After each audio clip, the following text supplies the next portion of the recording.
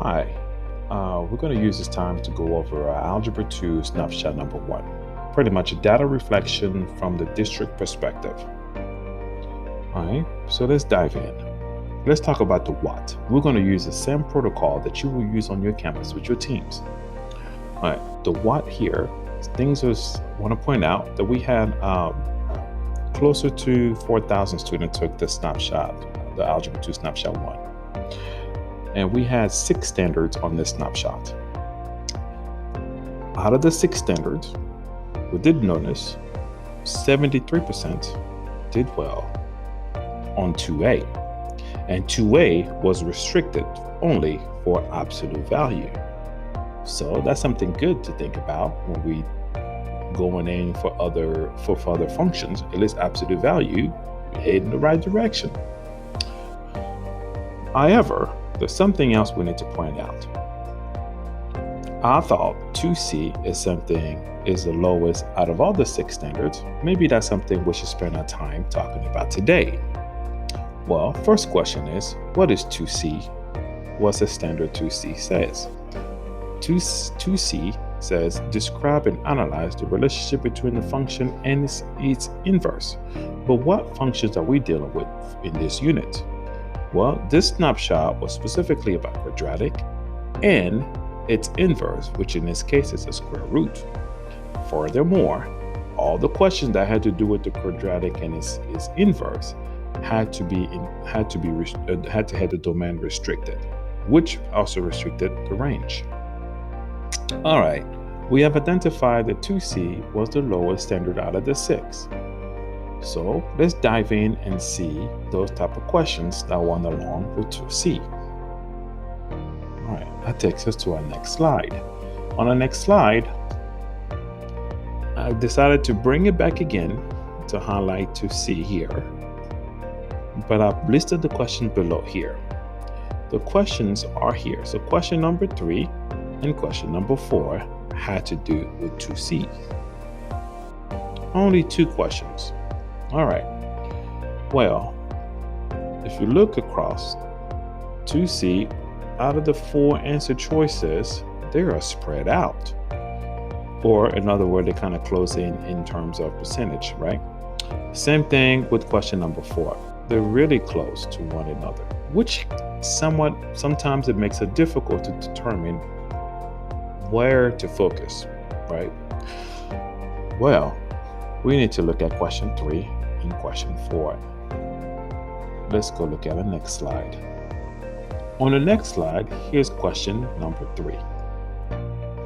Again, this has to do with the standard 2C. On question 3, like I said earlier, they are all close to one another. There's no big difference between all the 4 answer choices, but we do know the answer A is correct. All right, so here I can see there are 2 functions given to me, the x squared and the square root of x. But the question really is asking is, what line? What line, it says if the domain of f of x is restricted x greater than or equal to 0, then the graph shows the inverse of j, shows the inverse right there. And they want to know what line. Well, we know it's A. But what stood out to me, maybe stood out to you too, maybe not, but just bear with me here. You're looking at the word reflection. When I see the word reflection, I think of transformation.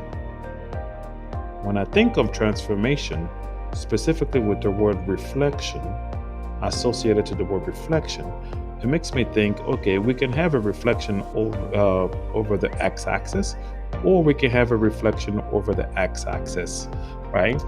We can narrow it down to a specific value on the y.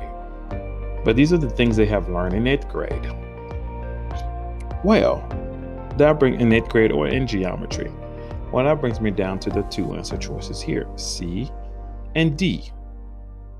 C is pretty much 27% and D is 31%.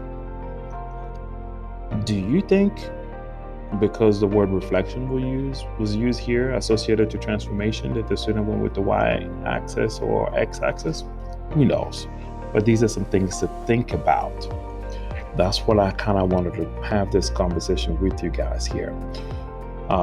Maybe you can help your students here. All right, so if we just add up 27 and 31, which is 8, which is 5, we're looking at about a 58%. Maybe the 58% of students, we can easily have those conversations and narrow down to what direction we want them to go. Okay, again, this is only to lead you to start thinking and having this meaningful conversation with your teams. Let's look at question number 4.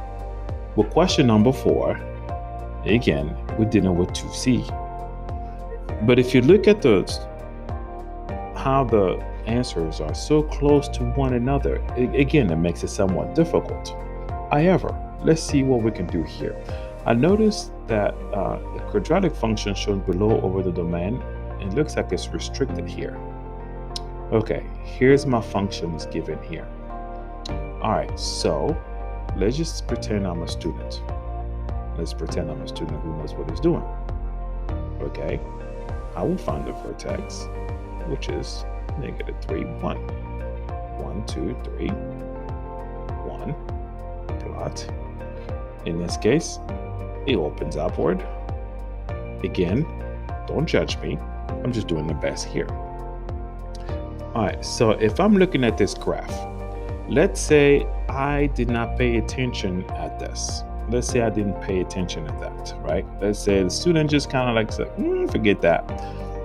Then if they look, they would think that the domain is negative infinity to positive infinity, and negative infinity to positive infinity. Some might pick H and J and move on. That could possibly show why we have that. Just a maybe. Just a maybe. I don't know, but this conversation, you can have this conversation with your teams. But I always encourage your students to make sure they look at the restriction here, which will lead to having them kind of narrow down the graph, which would then lead them to reflecting that over the y equals x, which would then show the graph is somewhere over here, 1 and -3, which would then show that's the domain and that's the range, which is f. Again, I'm just thinking, where could they have messed up? It could be all over the place. But one thing is, maybe they didn't look at the restriction. They went with H and J instead. All right, so that covers the questions, because there were only 2 questions that take us down to the now what. As a district, looking at it from a district perspective, what are the coordinators are doing? Well, we added clarification to our curriculum maps. We emphasize or put the focus that only quadratics, in this case, only quadratics and square root were the focus in this particular snapshot. Make sure to continue doing practice with restrictions on the domain, which would restrict the range as well. More practice on those. We also added